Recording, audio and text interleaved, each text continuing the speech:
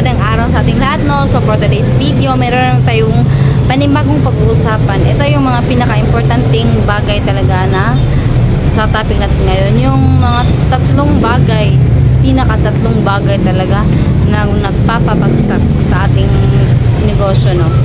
Number 1 is sara ka ng sara. Kunyari, isang linggo, 3 beses ka lang nagbukas. Tapos syempre, yung customers mo, mawala na yan ng gana na bumili sa'yo kasi pagpunta, sarado ka. O diba? So, doon na yan sa iba bibili. At the same time, maubusan ka, mawalan ka ng sales. Kasi syempre, sara ka ng sara. Paano pagka papasok yung sales? Paano ka magkaka-income? Kasi sara ka ng sara. So, isa din yun sa factor, no, na nagpapabagsak sa ating negosyo, no. So, pangalawa is, lagi kang nagpapautang. So, mahirap kasi pagbuhan ka pa lang, tapos pautang ka ng pautang, tapos may tendency kasi niyan, yung iba, ang tagal magbayad.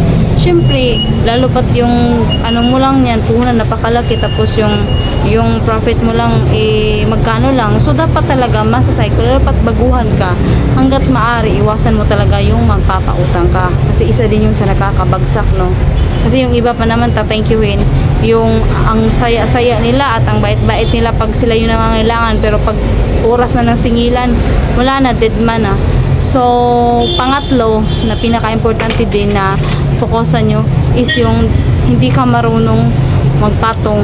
So, kunyari, basta ang sayo lang, nagbebenta ka lang, patong ka ng konti ganito, ganyan. Isipin nyo, dapat balance din. Hindi yung masyadong mahal at yung patong mo, hindi din masyadong konti lang yung patong mo. Siyempre, namumuhunan ka.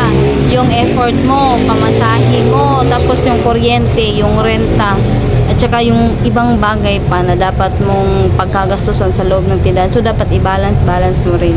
So, yun lang naman yung tatlong bagay na dapat talaga nating tuunan ng pansin, no? Yung sara ka ng sara, pautang ka ng pautang, at saka hindi ka marunong magpatong. So, dapat talaga, yung mga bagay-bagay na yan, marunong tayo magbabalance. At lalo pat baguhan pa tayo, syempre, namumuhunan tayo ng malaki, dapat talaga, kailangan nating bawiin. So, dapat sisipagan natin, no? Huwag tayo sara ng sara, huwag tayo utang ng utang, pautang ng pautang, yung mahirap na yun. At saka, dapat marunong tayo magpatong.